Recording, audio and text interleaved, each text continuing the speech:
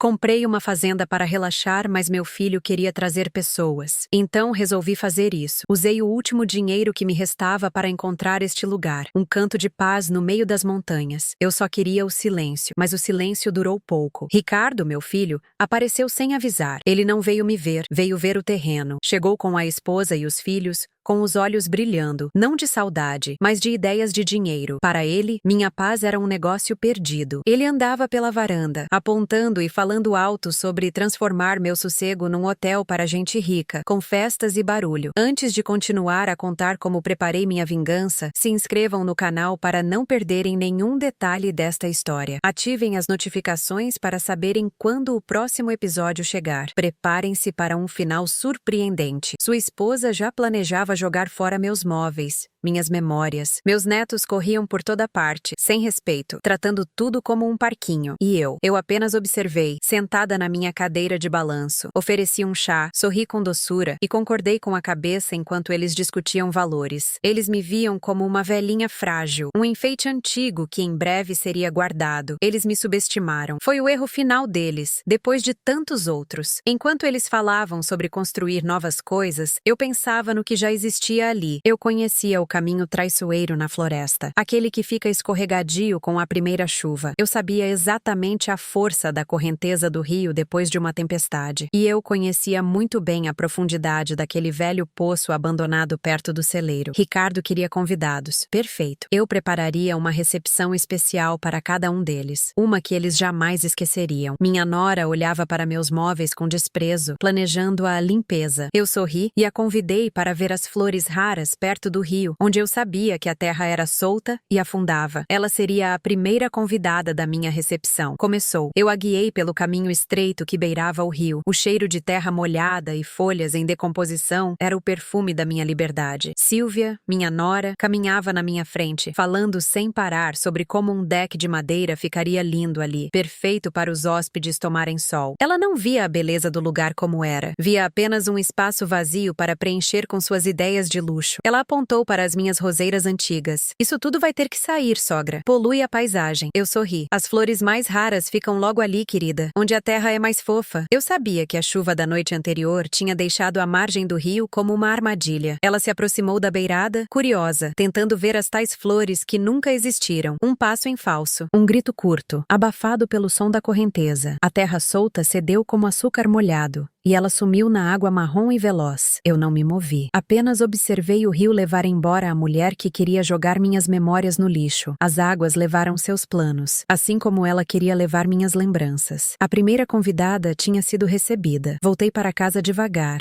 sentindo o ar do outono nos meus pulmões. O silêncio já parecia mais puro. Meus netos corriam pela sala com os sapatos sujos de lama, rindo alto enquanto pulavam no meu sofá. O sofá onde o pai deles nasceu. Eles não tinham respeito por nada, porque nunca foram ensinados a ter. Fui até a cozinha e preparei um lanche para eles, pães quentinhos com geleia caseira. Enquanto comiam, contei uma história. Falei sobre um esconderijo secreto no celeiro, um lugar onde o antigo dono guardava brinquedos de madeira feitos à mão. Os olhos deles brilharam com a mesma ganância do pai, mas uma ganância infantil, pura. A porta é pesada, eu avisei. Não deixem que ela se feche. Eles correram para lá, empurrando um ao outro. Eu os segui de longe. Ouvi a madeira velha ranger e, em seguida, o som pesado e definitivo da grande tranca de ferro deslizando para o lugar. Um clique. Eles queriam um parquinho. Eu dei a eles um lugar seguro para brincar.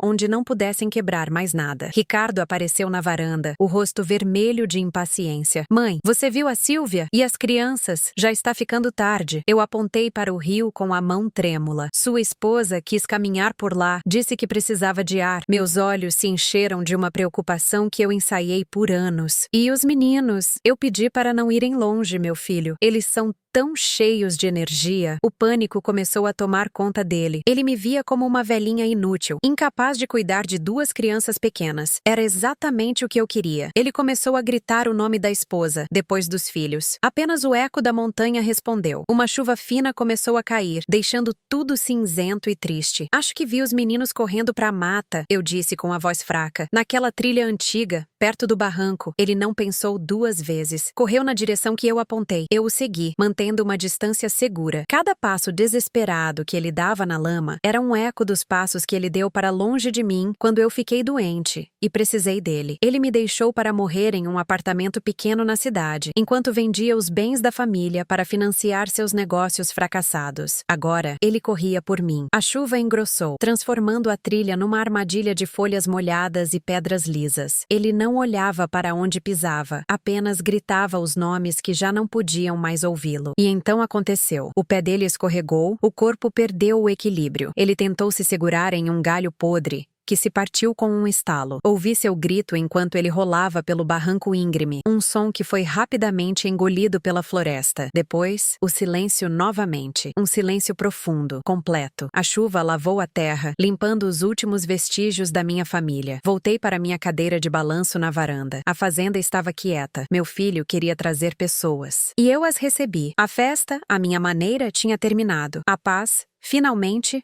era só minha. A chuva parou de repente, como se uma torneira no céu tivesse sido fechada. O cheiro de terra molhada ficou mais forte, mais limpo. Fiquei ali, na minha cadeira, ouvindo o pingo a pingo das folhas das árvores e da calha velha da varanda. Era uma música suave, uma canção de ninar para a minha nova vida. O silêncio não era vazio. Ele era preenchido por sons que eu amava. O vento passando pelos pinheiros, o coachar distante de um sapo, o estalo da madeira da casa se ajeitando. Eram os sons da minha paz. Fiquei sentada até o céu começar a clarear no horizonte, uma faixa cinza e tímida. O frio da madrugada entrou pelos meus ossos, mas era um frio bom que me fazia sentir viva. Levantei-me com o corpo doído, como sempre, mas a mente estava leve. A primeira coisa que fiz foi ir até a cozinha e colocar a água para o café no fogão a lenha. O cheiro do café se misturando com o da fumaça era o cheiro de casa, o cheiro de recomeço. Enquanto o café passava, olhei pela janela. O carro de Ricardo ainda estava lá, um monstro de metal caro e sem alma estacionado no meu gramado. Era a única coisa que quebrava a harmonia da paisagem. Uma mancha feia no meu quadro perfeito. As malas deles ainda estavam no quarto de hóspedes, arrumadas com uma perfeição que não combinava com a desordem que eles traziam na alma. Roupas de marca, sapatos caros, brinquedos eletrônicos que faziam barulhos irritantes. Lixo. Lixo que precisava ser limpo. Comecei pelo quarto. Peguei as malas, uma por uma, e as levei para o porão. Não olhei o que tinha dentro. Não me interessava. Eram apenas coisas. E coisas não têm valor quando a pessoa que as possuía se foi. Depois, tirei os lençóis da cama, as toalhas do banheiro. Coloquei tudo na máquina de lavar com uma dose extra de sabão, como se quisesse lavar não apenas a sujeira, mas a presença deles. Limpei cada canto daquele quarto. Tirei o pó dos móveis que a Silvia queria jogar fora. Passei um pano úmido no chão de madeira. Abri as janelas para deixar o ar puro da montanha entrar e levar embora o cheiro do perfume caro dela. Quando terminei, o quarto parecia novo, mas um novo antigo. Era de novo o meu quarto de hóspedes, pronto para receber ninguém. E isso era perfeito. Passei o resto da manhã cuidando do meu jardim. Arranquei as ervas daninhas com uma dedicação que eu não sentia há anos. Pensei em Silvia e seu desprezo pelas minhas roseiras. Polui a paisagem, ela disse. Sorri para mim mesma. A verdadeira poluição tinha sido levada pelo rio. Cuidei de cada rosa, uma por uma, tirando as folhas secas, afofando a terra em volta das raízes. Elas eram como eu, velhas, cheias de espinhos, mas ainda capazes de dar flores lindas se cuidadas com carinho. O dia passou devagar, no ritmo que eu gostava. O sol apareceu por entre as nuvens, secando a terra e aquecendo a minha pele. Eu não pensei neles. Não de verdade. Era como se eles tivessem sido um pesadelo. E agora eu finalmente tinha acordado. O único lembrete era o carro. Eu precisava resolver aquilo. No dia seguinte, depois de um café da manhã tranquilo, ouvindo os passarinhos na janela, eu sabia o que tinha que fazer. Peguei o telefone, um aparelho antigo, de disco, que ficava na sala. Minhas mãos tremiam um pouco, mas não de nervosismo. Era a idade. Disquei o número da polícia da cidadezinha vizinha. Demorou para atenderem. Delegacia de polícia, bom dia, disse uma voz jovem e cansada do outro lado da linha. Respirei fundo, buscando dentro de mim a voz de uma avó preocupada, frágil. Meu nome é... Comecei, fingindo confusão. Ah, sim, eu sou a dona da fazenda aqui no Alto da Serra. Meu filho Ricardo e a família dele vieram me visitar. Mas eles sumiram. Fiz uma pausa. deixando um soluço ensaiado escapar. Eles saíram para caminhar ontem de manhã e não voltaram. Eu achei que eles tinham ido para a cidade, mas o carro ainda está aqui. Eu não sei o que fazer. Estou sozinha. Sou uma velha, meu senhor. O policial do outro lado da linha tentou me acalmar. Pediu meu nome completo, o endereço, os nomes de todos. Eu dei cada informação com a voz embargada, chorosa. Ele disse que mandaria uma viatura. Eu agradeci, desliguei o telefone e me sentei na minha cadeira de balanço para esperar. A atriz dentro de mim estava pronta para o seu maior papel. Não demorou muito. Ouvi o barulho do motor subindo a estrada de terra. Uma viatura velha parou em frente à casa. Dela, desceram 2 policiais. Um era mais velho, barrigudo, com um rosto que parecia cansado de ver coisas ruins. O outro era jovem, magro, com um olhar atento. O mais velho se apresentou como Sargento Roberto e o mais novo como Soldado Fernando. Levantei-me devagar, me apoiando na bengala que eu só usava para essas ocasiões. Obrigada por virem tão rápido, eu disse com a voz fraca. Entrem, por favor. Vou passar um café para os senhores. Eles entraram, olhando ao redor. O Sargento Roberto tinha um olhar que parecia atravessar as paredes. Ele sentou-se à mesa da cozinha, enquanto eu, com as mãos trêmulas de propósito, preparava o café. O soldado Fernando pegava um caderninho e uma caneta. Então, senhora, começou o sargento, conte-nos exatamente o que aconteceu. E eu contei. Contei a minha versão da história. Falei que eles chegaram cheios de planos, felizes, que queriam explorar a propriedade, que a Silvia adorava a natureza e foi caminhar perto do rio, que os meninos eram impossíveis de segurar e correram para a mata para brincar de exploradores, que o Ricardo foi atrás deles quando a chuva começou a cair. Eu pedi para ele não ir. A trilha é perigosa com chuva, eu disse, secando uma lágrima falsa com as costas da mão. Mas ele é teimoso. Disse que ia encontrar todo mundo e voltar logo. Mas a noite chegou e nada. Eu chamei,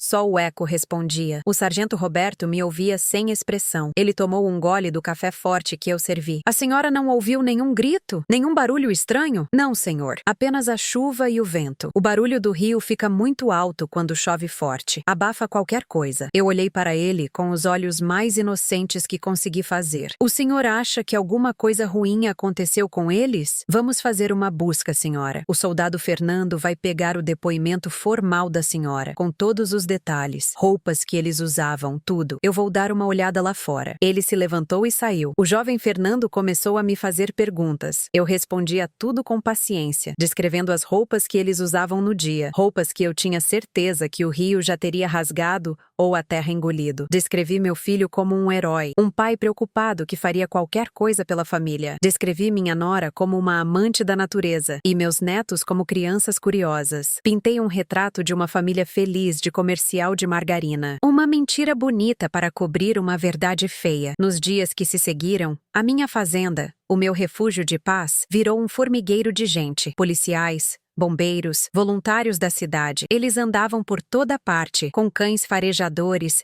gritando os nomes deles. Eu observava tudo da minha varanda, oferecendo café e água para todos. Eu era a avó sofredora, a matriarca da família desaparecida. As mulheres da cidade me traziam bolos e palavras de conforto. Eu agradecia a todas, com o coração apertado de satisfação. Eles procuraram no rio. Os mergulhadores entraram na água marrom, mas a correnteza era forte, e o fundo, cheio de pedras e galhos. Não encontraram nada. Procuraram na mata, seguiram a trilha que eu apontei. Encontraram o lugar onde a terra tinha deslizado no barranco. O sargento me chamou para ver. Parece que alguém escorregou aqui, ele disse, apontando para as marcas na lama. Pode ter sido seu filho. Eu me curvei, fingindo uma dor imensa. Meu Ricardo, murmurei. Eles procuraram no fundo do barranco. Não havia corpo, apenas pedras e folhas. A floresta era densa, antiga. Ela sabia guardar segredos, assim como eu. Depois de uma semana, a busca oficial foi encerrada. Eles não tinham encontrado absolutamente nada. Nenhum corpo, nenhuma peça de roupa, nenhum vestígio. Era como se Ricardo, Silvia e as crianças tivessem simplesmente evaporado. O sargento Roberto veio me dar a notícia. Ele parecia frustrado. Sinto muito, senhora, ele disse tirando o chapéu. Nós fizemos tudo o que podíamos. Vamos manter o caso aberto como desaparecimento, mas não temos mais como continuar com as buscas intensivas. Eu chorei. Desta vez, as lágrimas eram quase reais. Eram lágrimas de alívio. Eu entendo, sargento. Obrigada por tudo. Ele me olhou por um longo tempo. Havia algo no olhar dele. Uma desconfiança, talvez? Ou era apenas a minha imaginação? Se a senhora se lembrar de qualquer coisa, Qualquer detalhe, por menor que seja, me ligue. Eu ligarei, prometi. Ele foi embora, e com ele, o último dos carros e das pessoas. A poeira da estrada baixou, e o silêncio voltou. Um silêncio mais profundo, mais pesado, mais meu, inteiramente meu. Agora, o problema era o carro, e as coisas no porão. Eu não podia simplesmente queimar tudo. Alguém poderia ver a fumaça. Pensei no velho poço. O mesmo poço que eu conhecia tão bem. Era fundo, muito fundo, e seco há décadas. Numa noite sem lua, comecei o trabalho. Primeiro, as malas. Levei-as para perto do poço, uma de cada vez. Meu corpo velho reclamava, mas a determinação era mais forte. Abri a tampa pesada de madeira do poço. O cheiro de terra úmida e de esquecimento subiu de lá de dentro. Joguei a primeira mala. Ouvi o som dela batendo nas paredes de pedra, cada vez mais baixo, até um baque surdo lá no fundo. Fiz o mesmo com as outras. Os brinquedos barulhentos dos meus netos foram os próximos. Depois, os sapatos, os casacos, tudo o que pertencia a eles e que ainda estava na casa. Por último, o carro. Esse era o maior desafio. Eu não sabia dirigir muito bem, mas o suficiente para o que eu precisava. Entrei no veículo, o cheiro de carro novo e de Silvia ainda impregnado nos bancos. Era um cheiro artificial, de plástico e ambição. Liguei o motor. O barulho quebrou o silêncio da noite e por um momento senti um pânico, mas ninguém iria ouvir. A fazenda era isolada. Meu vizinho mais próximo morava a quilômetros de distância.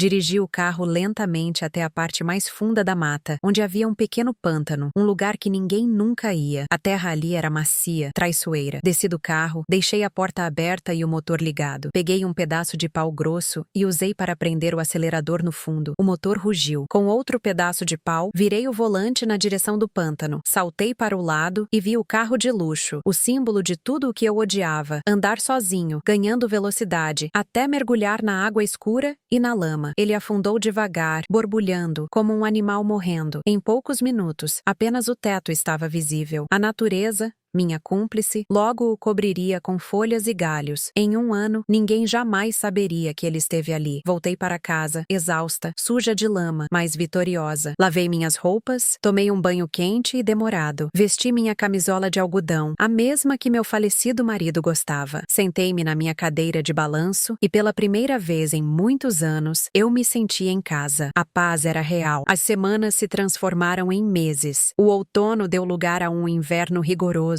A neve cobriu a fazenda com um manto branco e silencioso. Eu passava meus dias lendo perto do fogão a lenha, cozinhando para mim mesma, cuidando dos meus animais. Tinha algumas galinhas e uma cabra de leite. Era tudo o que eu precisava. O mundo lá fora, o mundo de Ricardo e de suas ambições, parecia cada vez mais distante. Um sonho ruim que eu mal conseguia lembrar. A polícia me ligou algumas vezes no começo. Perguntavam se eu tinha notícias, se eu me lembrava de algo novo. Eu sempre respondia com a mesma voz triste e cansada. Não, meu filho, nenhuma notícia. Acho que já perdi a esperança. E então, as ligações pararam. A vida seguiu. Para o mundo, eu era uma pobre velha que tinha perdido toda a família numa tragédia inexplicável. Uma figura digna de pena. Ninguém jamais suspeitaria da velhinha frágil que oferecia café e bolo para a equipe de buscas. Ninguém jamais imaginaria a força que existia por trás dos meus olhos cansados. Eu achava que a história tinha terminado ali, que eu finalmente teria o meu silêncio eterno. Mas, como sempre, eu estava enganada. A paz, como a felicidade, é uma visitante, não uma moradora permanente. Numa manhã de primavera, quando as primeiras flores começavam a brotar e o gelo a derreter, um carro diferente subiu a minha estrada. Não era uma viatura da polícia, era um carro alugado, pequeno e prático. Dele, desceu uma mulher. Ela era alta, magra, com os cabelos escuros de Silvia, mas com um olhar diferente, um olhar inteligente, investigativo. Ela usava roupas simples, calça jeans e uma jaqueta. Ela não parecia uma turista. Ela caminhou até a minha varanda e eu já sabia quem ela era. Havia uma semelhança inconfundível. Bom dia, ela disse com uma voz firme, mas educada. A senhora é a mãe de Ricardo? Eu sou, respondi, ajeitando meu chale nos ombros. E você quem é, minha filha? Meu nome é Helena. Eu sou a irmã da Silvia. O segundo ato da minha peça estava para começar. E eu precisaria ser uma atriz ainda melhor. Convidei Helena para entrar. Ofereci café, como sempre. Ela aceitou, mas seus olhos não paravam quietos. Eles analisavam cada canto da minha casa, cada fotografia na parede, cada objeto na estante. Eram olhos que não se contentavam com respostas fáceis. Eu sinto muito pela sua perda, eu disse, colocando a xícara na frente dela. Eu também sinto, ela respondeu sem me olhar. Ela olhava para uma foto minha com Ricardo, quando ele era criança, na parede. Eu não consigo aceitar o que a polícia disse, que eles simplesmente desapareceram. Não faz sentido. Silvia nunca foi de se arriscar, e ela nunca, jamais colocaria os filhos em perigo. Eu sei, querida, eu também não entendo. Eu falei com o sargento Roberto. Ela continuou, finalmente me encarando. Seus olhos eram como duas pedras de gelo. Ele me contou a história que a senhora contou a ele, sobre eles saírem para caminhar. Foi o que aconteceu, eu afirmei, mantendo a voz calma. Silvia odiava caminhar na mata. Ela tinha medo de insetos, de cobras. E ela nunca usaria os sapatos que o sargento disse que a senhora descreveu para uma trilha. Eram sapatos de cidade. Um arrepio percorreu minha espinha. Um erro. Um pequeno erro. Eu tinha descrito os sapatos que ela usava quando chegou. Não pensei em trocar o detalhe. Mas eu não deixei transparecer. Ah, minha querida. Minha memória já não é mais a mesma. Talvez eu tenha me confundido. Faz tanto tempo. Faz alguns meses. Ela me corrigiu, sem um pingo de simpatia. Eu quero dar uma olhada na propriedade. Nos lugares onde eles foram vistos pela última vez. Eu não podia recusar. Seria suspeito. Claro, minha filha, mas tome cuidado. O terreno é perigoso. Eu tomarei, ela disse. Nos dias seguintes, Helena se tornou a minha sombra. Ela andava por toda a fazenda, metodicamente. Começou pelo rio. Eu a via da janela da cozinha, caminhando pela margem, olhando para a água, para a terra. Ela usava botas de caminhada e carregava uma mochila. Ela era preparada, diferente da irmã. Depois, ela explorou a mata. Seguiu a trilha que levava ao barranco. Eu a vi examinando o local do deslizamento. Ela ficou lá por horas, como se procurasse por algo que a polícia não viu. Meu coração batia um pouco mais rápido nesses momentos. Mas eu me acalmava. Eu tinha sido cuidadosa. A natureza já tinha feito seu trabalho, cobrindo meus rastros. Ela tentou conversar com os poucos vizinhos. Eles contaram a mesma história. A velha senhora simpática, a tragédia terrível, a família que sumiu. Ninguém tinha visto nada. Uma tarde, ela voltou para a casa, suja de terra. O celeiro, ela disse sem rodeios. Eu não vi ninguém procurando no celeiro. A polícia olhou lá. Eu menti. Não há nada. É só um lugar velho, cheio de tralha. Mesmo assim, eu gostaria de ver. Meu estômago gelou. O celeiro. Onde meus netos? Onde eu os tranquei? Eu tinha tirado eles de lá. Claro, na mesma noite em que me livrei do carro, o velho poço tinha recebido mais 2 pequenos pacotes. Mas e se eu tivesse deixado algo para trás? Um botão de roupa? Um fio de cabelo? A porta está emperrada, eu disse, tentando ganhar tempo. É uma porta pesada, de ferro. Eu não consigo abrir sozinha. Eu posso ajudar, ela insistiu. Não havia saída. Tive que levá-la até lá. O celeiro ficava um pouco afastado da casa. Era uma construção antiga, de madeira escura, que rangia com o vento. A grande porta estava fechada com uma tranca de ferro, exatamente como eu havia deixado. Helena forçou a tranca. Ela era forte. Com um rangido alto, a porta se abriu, revelando a escuridão e o cheiro de mofo e feno velho lá dentro. A luz do sol entrou em uma faixa, iluminando a poeira que dançava no ar. Ela entrou e eu a segui, meu coração batendo na garganta. Ela tinha uma lanterna na mão. O facho de luz percorria as paredes, as ferramentas antigas penduradas, os montes de feno. Ela andava devagar, examinando cada centímetro do chão de terra batida. O que é aquilo? Ela perguntou, apontando a luz para um canto escuro. Era o velho depósito, onde eu disse aos meninos que havia brinquedos. A porta de madeira maciça estava fechada. É só um depósito de sementes antigo, eu disse, a voz mais firme do que eu me sentia. Ela caminhou até lá e tentou abrir. Estava trancado por fora com uma trava de madeira. Ela a removeu facilmente, empurrou a porta. O mesmo rangido. Lá dentro, escuridão total. O facho da lanterna dela revelou um pequeno cômodo vazio, com prateleiras de madeira podre e teias de aranha. Eu respirei aliviada. Eu tinha limpado tudo. Não havia nada ali. Mas Helena era mais observadora do que eu imaginava. Ela se ajoelhou e passou a luz da lanterna rente ao chão. Tem marcas aqui, ela disse. Marcas de arranhado na parte de dentro da porta, como se alguém tivesse tentado sair. Eu senti o sangue fugir do meu rosto. As crianças, elas devem ter tentado arranhar a porta para sair. Eu não tinha pensado nisso. Deve ser coisa de rato, eu disse, tentando soar indiferente. Temos muitos ratos grandes por aqui. Ela não respondeu. Apenas continuou olhando para as marcas. Depois, ela se levantou e olhou para mim. Seu rosto era uma máscara de suspeita. Ela não disse nada, mas seus olhos me acusavam. Naquela noite, o clima na casa estava pesado. Nós jantamos em silêncio. Eu não conseguia comer. A imagem daquelas marcas na porta não saía da minha cabeça. Eu tinha sido descuidada. A arrogância tinha me deixado cega para pequenos detalhes. Depois do jantar, Helena disse que iria para o seu quarto. Preciso fazer algumas ligações, ela falou. E o jeito que ela disse aquilo me deu um calafrio. Eu não consegui dormir. Fiquei na minha cadeira de balanço, na escuridão da sala, apenas ouvindo os sons da noite e os meus próprios pensamentos turbulentos. Helena era um problema que eu não sabia como resolver. Ela era inteligente demais, persistente demais. Ela não iria embora sem respostas, e eu não podia dar a ela as respostas que ela queria. Eu pensei no rio, na mata, no poço, mas como? Ela era cuidadosa, desconfiada. Não cairia nos mesmos truques que a irmã. Eu precisava de um novo plano. De repente, ouvi um barulho vindo do andar de cima. O som de uma gaveta se abrindo, devagar. Helena não estava no telefone. Ela estava bisbilhotando, provavelmente no antigo quarto de Ricardo. O que ela esperava encontrar? Fiquei imóvel, ouvindo. Ouvi seus passos leves no corredor. Ela estava vindo para a escada. Meu coração parou. Ela ia descer? Ia me confrontar? Mas os passos pararam. Ouvi o ranger de uma porta. A porta do meu quarto. Ela estava no meu quarto, vasculhando as minhas coisas, a minha privacidade, a minha vida. A raiva começou a subir dentro de mim, quente e amarga. A mesma raiva que eu senti quando Ricardo e Silvia invadiram a minha casa com seus planos e sua ganância. A história estava se repetindo. Eles não me deixariam em paz. Nenhum deles. Levantei-me da cadeira, sem fazer barulho. Meus pés descalços não faziam som no chão de madeira. Fui até a lareira. Havia um atiçador de ferro ali, pesado e frio. Eu o peguei. A minha mão se fechou em volta do cabo com uma firmeza que eu não sabia que ainda tinha. Subi as escadas,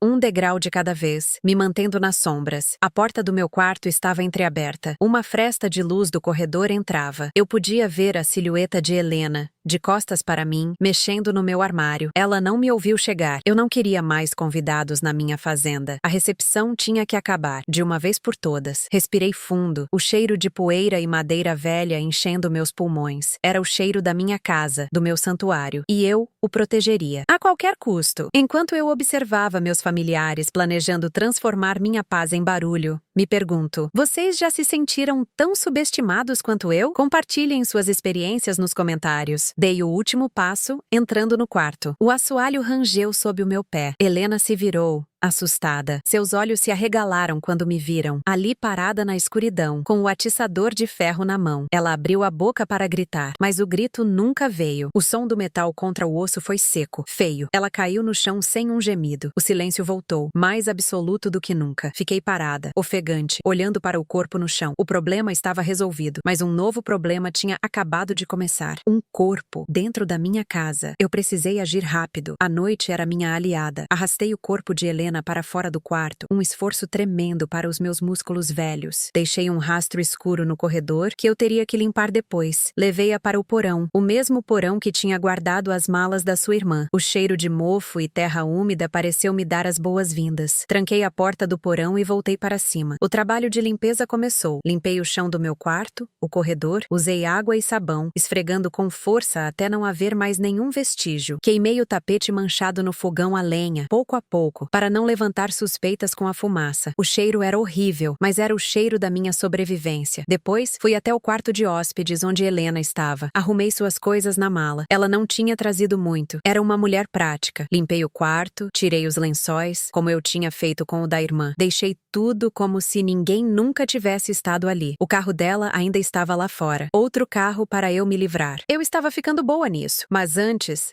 eu precisava pensar. Helena tinha dito que faria ligações. Ela com certeza disse a alguém para onde vinha. Alguém sabia que ela estava aqui. Se ela simplesmente desaparecesse, como a irmã, as suspeitas sobre mim, a única pessoa que a viu por último, seriam enormes. O sargento Roberto, com seu olhar desconfiado, não me deixaria em paz. Eu precisava de uma história melhor. Pensei por toda a noite, sentada na minha cadeira, enquanto o corpo de Helena esfriava no porão. E então, a ideia veio. Uma ideia terrível, mas brilhante. Eu não faria Helena desaparecer. Eu a faria ir embora. Na manhã seguinte, bem cedo, antes de o sol nascer, eu coloquei a mala de Helena no carro dela. Dirigi pela estrada de terra para longe da minha fazenda. Eu conhecia aquelas estradas como a palma da minha mão. Havia uma estrada secundária, pouco usada, que levava para o estado vizinho. Dirigi por horas, até chegar a uma cidade pequena, a centenas de quilômetros de distância. Uma cidade onde ninguém me conhecia. Parei na estação rodoviária. Abandonei o carro no estacionamento, com a chave na ignição e a mala de Helena no banco de trás. Um convite para qualquer ladrão. Com sorte, o carro seria roubado e desmontado antes que alguém o encontrasse. Depois, comprei uma passagem de ônibus de volta para uma cidade mais perto da minha, mas não a minha. De lá, peguei um táxi que me deixou a alguns quilômetros da fazenda. Fiz o resto do caminho a pé, pela mata, para não ser vista. Cheguei em casa ao anoitecer, exausta, mas com o plano em andamento. Agora, a parte final. Peguei o telefone de Helena que eu tinha guardado. Ela tinha uma senha, mas eu tentei a data de nascimento de Sylvia, que eu lembrava de ter ouvido em alguma conversa. Funcionou. Abri o aplicativo de mensagens. Havia uma conversa com um contato chamado Mãe. Com as mãos trêmulas, eu digitei uma mensagem, tentando imitar o jeito direto de Helena. Mãe, desculpa o sumiço. Tive uma conversa horrível com a sogra da Sylvia. Ela é louca. Não descobri nada aqui. Ela insiste que eles simplesmente foram embora. Acho que ela está escondendo algo, mas não tenho como provar. Estou cansada disso tudo. Preciso de um tempo para mim. Vou viajar por umas semanas. Botar a cabeça no lugar. Não se preocupe. Te ligo quando puder. Beijos. Enviei a mensagem e desliguei o telefone. Quebrei o aparelho com uma pedra e o joguei no fundo do poço, junto com os outros segredos. Agora, era só esperar. 2 dias depois, o sargento Roberto apareceu na minha porta. Senhora, ele disse com o rosto sério, recebemos uma ligação da mãe de Helena. Ela disse que a filha mandou uma mensagem estranha e sumiu. A senhora sabe de alguma coisa? Eu fiz a minha melhor cara de surpresa e preocupação. Helena? Mas ela foi embora há 2 dias. Ela disse que estava frustrada, que não tinha encontrado nada. Disse que precisava de um tempo. Nós tivemos uma pequena discussão. Eu não queria que ela mexesse nas coisas do meu filho. Ela ficou brava e fez as malas. Eu achei que ela tinha voltado para casa. O sargento me olhou, seus olhos tentando ler os meus. Ela não voltou. O carro dela foi encontrado abandonado numa rodoviária a 300 quilômetros daqui. Meu Deus! Eu exclamei, levando a mão ao peito. Será que aconteceu alguma coisa com ela no caminho? Não sabemos, mas a mãe dela está preocupada. Disse que não é do feitio de Helena sumir assim. Ela parecia tão triste, sargento, tão abalada com a perda da irmã. Talvez ela só precise ficar sozinha. Ele ficou em silêncio por um momento. Talvez, ele disse, finalmente, mas ele não parecia convencido. Se ela entrar em contato, a senhora nos avise imediatamente. Claro, sargento. Claro que sim. Ele foi embora. Eu o observei da janela até a viatura sumir na estrada. Eu tinha ganhado mais tempo, mas eu sabia que a desconfiança dele só tinha aumentado. Eu tinha plantado uma história, mas era uma semente fraca em um solo ruim. Agora, eu tinha um último problema, o mais permanente de todos. O corpo no porão. Eu não podia deixá-lo lá para sempre. O cheiro, o risco de ser descoberto, era grande demais. O poço já tinha muitos segredos. O pântano era longe demais para carregar um corpo. Eu precisava de uma solução final, definitiva. Lembrei-me de uma história que meu avô contava, sobre como os antigos fazendeiros lidavam com animais doentes. Havia um lugar na fazenda, um canto esquecido atrás do pomar de pessegueiros, onde a terra era rica em cal natural. Um lugar onde a decomposição era rápida, quase violenta. Naquela noite, sob a luz de uma lua minguante, eu comecei o trabalho mais difícil da minha vida. Cavei por horas. A terra era dura no começo, mas depois ficou mais macia. O suor escorria pelo meu rosto, misturando-se com a terra. Meus músculos gritavam de dor, mas eu continuei. Cavei um buraco fundo, o suficiente para que nenhum animal pudesse desenterrar. Depois, fui ao porão. O cheiro era forte agora. Enrolei o corpo de Helena num lençol velho e a arrastei para fora. O peso parecia ter dobrado. Levei-a até o buraco. Com um último esforço, eu a empurrei para dentro. Fiquei ali, ofegante, olhando para a forma branca no fundo da cova. Não senti pena, não senti tristeza. Senti apenas um cansaço profundo. Um cansaço de uma vida inteira de batalhas. Joguei a primeira pá de terra. O som foi oco. Final. Continuei. Pá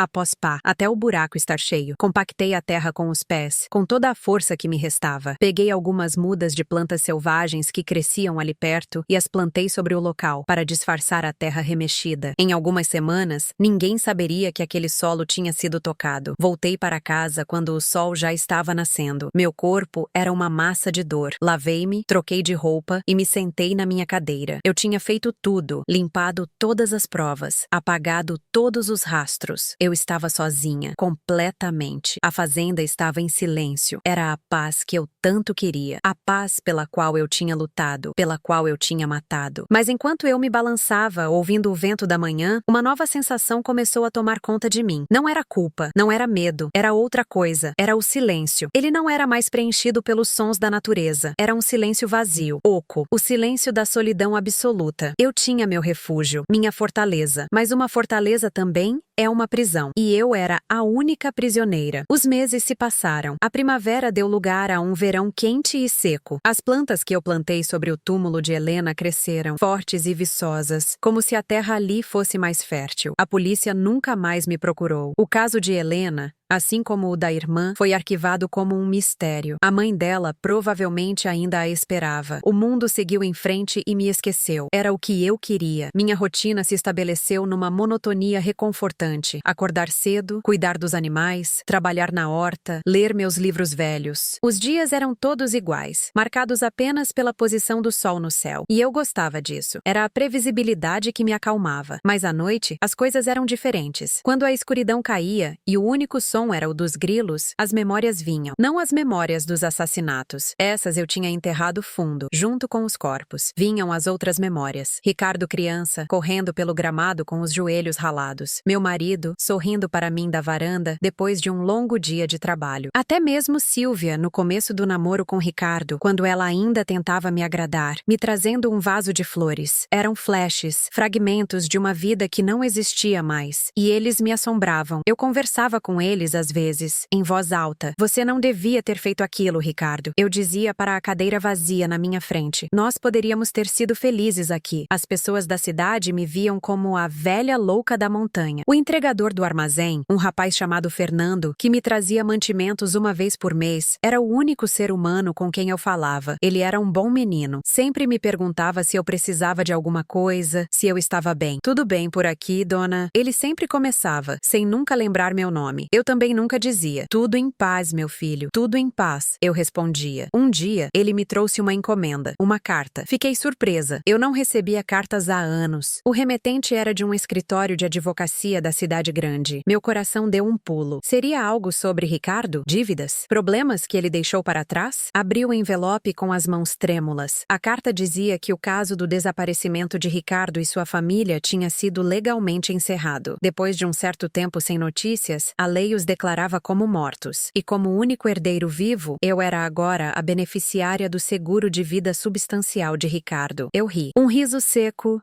sem alegria. Dinheiro, a mesma coisa pela qual ele tinha destruído tudo, agora vinha para as minhas mãos. A ironia era tão amarga que quase me engasgou. Ricardo, mesmo depois de morto, continuava a me trazer problemas. O que eu faria com tanto dinheiro? Eu não precisava de nada. Minha vida era simples. Mas então, uma ideia começou a se formar na minha mente. Uma ideia que nasceu daquela ironia. O dinheiro que ele conseguiu, provavelmente de forma desonesta, que ele usaria para destruir a minha paz, eu o usaria para preservá-la, para sempre. Liguei para o advogado. Com a voz de uma velha senhora que não entende nada de negócios, eu fiz perguntas. Expliquei que eu queria usar o dinheiro para garantir que a fazenda nunca fosse vendida, nunca fosse transformada num hotel ou em qualquer outra coisa, que ela permanecesse selvagem, intocada. O advogado me falou sobre fundações, sobre testamentos, sobre formas de proteger a terra. Eu ouvi tudo com atenção. Nas semanas seguintes, com a ajuda de Fernando, o entregador, que me levava até a cidade para as reuniões, eu cuidei de tudo. Criei uma pequena fundação em nome do meu falecido marido. Doei a fazenda e todo o dinheiro do seguro para essa fundação. A única condição era que a terra fosse preservada como um santuário natural, fechado para visitação pública, e que eu pudesse viver nela até o dia da minha morte. O advogado me achou excêntrica. Fernando me achou generosa. Ninguém nunca soube a verdade, que eu não estava preservando a natureza. Eu estava protegendo o meu cemitério. cemitério. Quando tudo foi assinado, quando a última papelada foi resolvida, eu senti um alívio que eu não sentia desde o dia em que a chuva lavou a terra. Agora, estava feito. Ninguém nunca mais viria aqui com ideias de dinheiro. Ninguém nunca mais perturbaria o meu silêncio. A fazenda e os segredos que ela guardava estavam seguros. Os anos passaram. Meu corpo envelheceu. Meus cabelos ficaram completamente brancos. Meus movimentos mais lentos, mas minha mente continuava afiada. Eu via as estações passarem da minha cadeira de balanço. O verde vibrante do verão, o dourado melancólico do outono, o branco silencioso do inverno, o renascimento colorido da primavera, o ciclo da vida e da morte, bem ali, na minha frente. Às vezes eu caminhava até o pomar de pessegueiros, o lugar onde Helena descansava. As plantas que eu plantei ali tinham se espalhado, formando um pequeno jardim selvagem. Era um lugar bonito, tranquilo. Eu nunca senti a presença dela. A terra a tinha aceitado, a tinha transformado em parte de si mesma, assim como o rio tinha aceitado Silvia, e a mata, Ricardo. O celeiro e o poço guardavam os meninos. A fazenda era o túmulo da minha família, e eu era a sua guardiã. Numa tarde de outono, eu estava sentada na varanda, enrolada num chale, quando vi um cervo e seu filhote saindo da mata e bebendo água no pequeno riacho que passava perto da casa. Eles não tinham medo de mim. Eu era apenas parte da paisagem,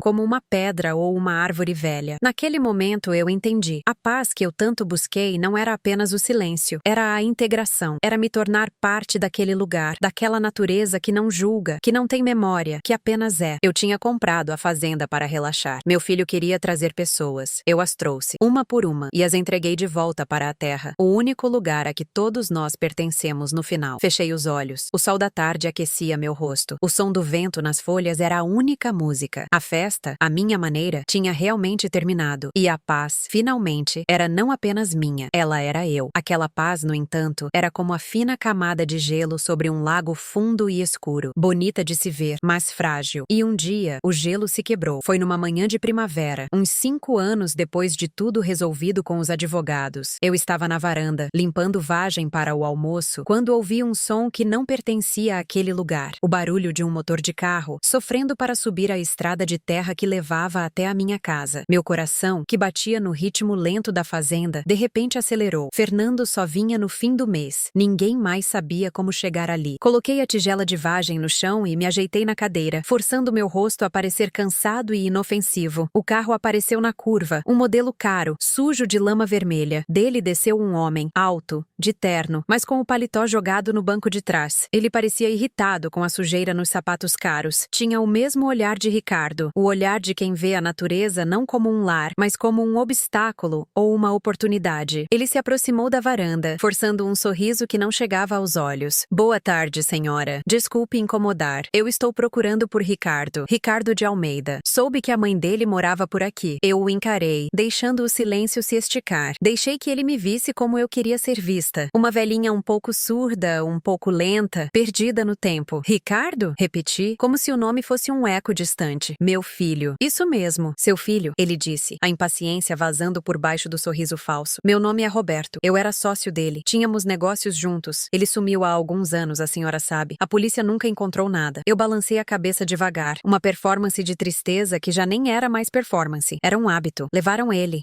a esposa, meus netinhos. Uma tragédia. Nunca mais tive notícia. Roberto me olhou de cima a baixo. Ele não estava ali para me dar pêsames. É, uma tragédia, ele concordou. Mas seus olhos corriam pela propriedade. Calculando, medindo. Escuta, senhora. Ricardo me devia muito dinheiro, uma quantia bem grande. Ele me disse que estava investindo em uma propriedade, um negócio grande. Seria aqui? Negócio? Eu disse com a voz fraca. Não, meu filho. Isso aqui é só uma fazenda velha. Eu comprei para morrer em paz. Ricardo queria construir coisas, sim. Mas ele sumiu antes de começar. Roberto não parecia convencido. Ele andou pela varanda, exatamente como Ricardo tinha feito. As mesmas mãos na cintura. O mesmo olhar de dono do mundo. Estranho. Ele me garantiu que o retorno era certo. Falou de um esquema, Um dinheiro que ia receber. Depois, silêncio. A polícia disse que eles simplesmente foram embora. Mas eu conhecia o Ricardo. Ele não iria embora sem o dinheiro dele e sem o meu. Ele parou e me encarou. O seguro de vida. Fiquei sabendo que a senhora recebeu uma boa grana. O frio que senti não era do vento da montanha. Era o frio do perigo. Um dinheiro para o meu sustento. Para cuidar da fazenda. Respondi, mantendo a voz trêmula. Ele riu. Um som seco que arranhou o silêncio da tarde. Cuidar da fazenda? Com todo aquele dinheiro? Vamos lá, minha senhora, não me faça de bobo. Onde está o dinheiro? Onde Ricardo escondeu? Eu me encolhi na cadeira. Eu não sei de nada disso, meu senhor. Sou só uma velha. O dinheiro está no banco, rendendo uns trocados para comprar meu remédio. Roberto passou a mão pelo cabelo frustrado. Olha, eu não vou embora daqui sem uma resposta. Eu perdi tudo por causa do seu filho. Tudo. Eu vou ficar por aqui. Vou procurar. 1 hora, eu acho. E ele ficou. Montou acampamento no seu próprio carro de luxo. Nos primeiros dias, ele foi metódico. Andou por toda a casa. Abriu armários. Olhou debaixo da minha cama. Eu o deixei fazer. Não havia nada para encontrar ali. Meus segredos não estavam guardados entre 4 paredes. Depois, ele começou a andar pela propriedade, e aí meu coração começou a bater de verdade. Eu o observava da janela da cozinha, uma sombra na minha própria casa. Ele caminhava devagar, chutando a terra, olhando para o chão como se esperasse que o dinheiro brotasse. Ele passou perto do celeiro, perto demais, onde os meninos estavam em paz. Senti um nó na garganta. Ele chutou a porta velha do celeiro e entrou. Fiquei parada, segurando a faca com que cortava os legumes. A mão branca de tanta força. Ele saiu minutos depois, espanando a poeira da calça. Não tinha visto nada, apenas feno velho e ferramentas enferrujadas. No dia seguinte, ele desceu até o rio, onde Silvia tinha encontrado seu fim. Eu o vi parado na margem, olhando a correnteza. Por um momento, pensei que ele pudesse sentir alguma coisa, uma tristeza no ar. Mas não, ele só via um rio, um lugar para se refrescar. Ele tirou os sapatos e molhou os pés, reclamando da água fria. A cada dia que passava, Roberto ficava mais irritado, e eu, mais silenciosa. Eu servia a ele café pela manhã, um prato de comida no almoço. Ele aceitava como se fosse seu direito. Ele me tratava como uma empregada, uma parte da mobília, exatamente como Ricardo e sua família tinham me tratado. A história, ao que parecia, gostava de se repetir, e eu sabia como a história terminava. A gota d'água foi quando eu o vi no pomar de pessegueiros, o meu lugar sagrado, o lugar de Helena. Ele estava com uma pá que ele pegou do meu galpão. Ele começou a cavar perto da raiz de um dos pessegueiros mais antigos. O que o senhor está fazendo? Perguntei, a voz saindo mais firme do que eu pretendia. Ele se virou. Assustado. Estava suando. O quê? Nada. Só olhando a terra. Dizem que essa região tem umas pedras diferentes. Valiosas. Mentira. Ele estava procurando por algo enterrado, uma caixa de metal, uma mala de dinheiro. A ganância dele o guiava, e a ganância o tinha levado perto demais da minha paz, perto demais de Helena. Naquela noite, eu não dormi. Fiquei sentada na minha cadeira de balanço, no escuro, ouvindo o som dos grilos e o ronco de Roberto, que agora dormia na varanda, num colchão inflável que ele tinha trazido. Eu olhava para a escuridão da mata, para as formas das árvores que eu conhecia tão bem. Elas eram minhas aliadas. A fazenda inteira era. Ela tinha me ajudado uma vez. Ajudaria de novo. Na manhã seguinte,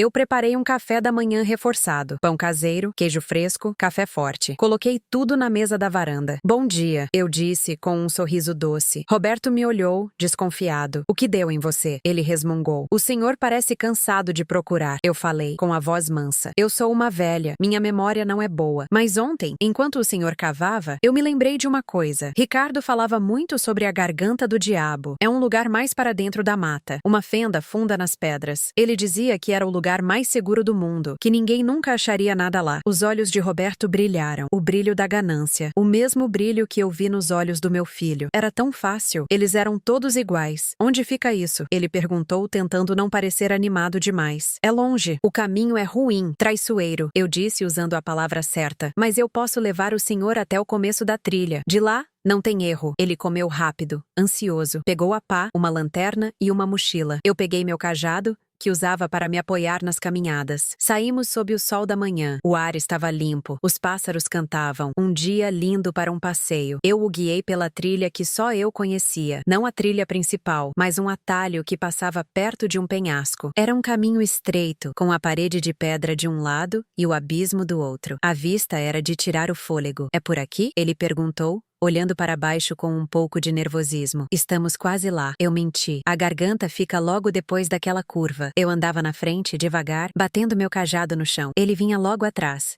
A respiração pesada, os olhos fixos na trilha. Chegamos a um ponto onde o caminho ficava ainda mais estreito e escorregadio por causa da umidade que escorria das pedras. Era o lugar perfeito. Eu parei de repente. Ai! Gemi, me curvando como se sentisse uma dor forte nas costas. O que foi agora? Ele perguntou impaciente. Minhas costas, meu filho. Uma pontada. Espere um pouco. Ele bufou e tentou passar por mim. Não havia espaço. Ele teria que se espremer entre mim e a beirada do penhasco. Era exatamente o que eu esperava. Quando ele estava ao meu lado, o corpo desequilibrado, o pé procurando um apoio firme que não existia, eu me endireitei e com toda a força que a raiva e o instinto de preservação me deram, eu o empurrei. Não foi um empurrão forte, foi apenas um toque, um desequilíbrio. Ele não gritou. O som que ouvi foi de surpresa, um arquejo, e depois o barulho do corpo dele batendo nas pedras lá embaixo. E depois, o silêncio, o meu silêncio. De volta. Fiquei ali por um longo tempo, olhando para o abismo. O vento assobiava, como se contasse uma história antiga. Não senti culpa, não senti alegria, senti apenas a ordem sendo restaurada. Ele era uma praga, uma doença que ameaçava a saúde da minha terra, e eu era a cura. Voltei para casa devagar. O sol já estava alto, o carro caro dele ainda estava estacionado na frente da casa, uma cicatriz na paisagem. Naquela noite, com a ajuda da escuridão, eu o dirigi até o fundo de um barranco, bem longe da estrada. A mata, em alguns anos, o cobriria completamente. Sentei-me na minha cadeira de balanço. A paz que voltou não era a mesma de antes. Não era mais uma paz de integração, de me sentir parte da natureza. Era uma paz de soberania. Eu não era parte daquele lugar. Aquele lugar era meu. E eu era a sua guardiã. Uma guardiã que não hesitava em arrancar as ervas daninhas pela raiz. A fazenda e eu tínhamos um acordo. Eu a protegia de gente como Ricardo e Roberto. E ela guardava os meus segredos bem fundo na sua terra escura e silenciosa. Para sempre. Espero que tenham compreendido minhas razões, mesmo que minhas ações sejam questionáveis. O que acharam da minha vingança? Deixe seu comentário e não se esqueça de se inscrever para mais histórias como esta